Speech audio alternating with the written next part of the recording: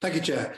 The restrictions on UK musicians touring in the EU adds costs and delays and will make it more likely that artists will no longer consider it viable to do so. Music venues and festivals in the EU will also lose out with fewer UK artists touring. This is completely unnecessary and will have a negative impact on artists, venues and music lovers across the continent of Europe. I know that the government tried to get a general exemption for the music industry from these restrictions. And I would ask the European Commission to work with us to achieve that. I think the member for Cardiff West was right, that the Beatles were right, and they said that we can work it out. And I hope the Minister can do more than quote Oasis and say that we've just got to roll with it. We need not only a simplified visa scheme, but to make it easier for them to tour, but an exemption from their equipment having to go through the kinds of customs checks that we were required if you were exporting goods.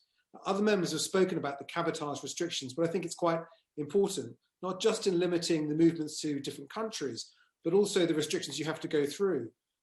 A load of musical equipment leaving the UK has to get pre-clearance at the internal border at Ashford in Kent.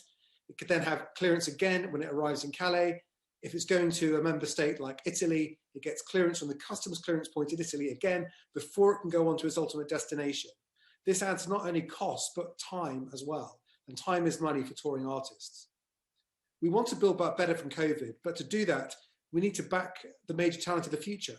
Currently in the music sector, it's the emerging artists who face the toughest time. All artists are suffering because it's not possible to perform live, but that impacts on new acts more when that's where the majority of their income comes from.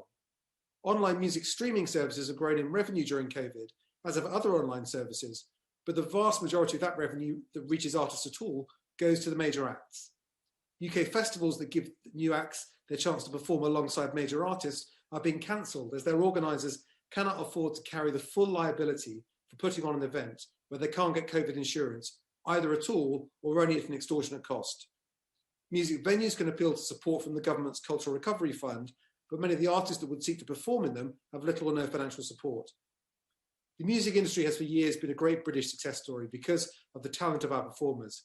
We have a responsibility to support them if we want the next generation to reach its potential and be able to make a living from their music. Thank you.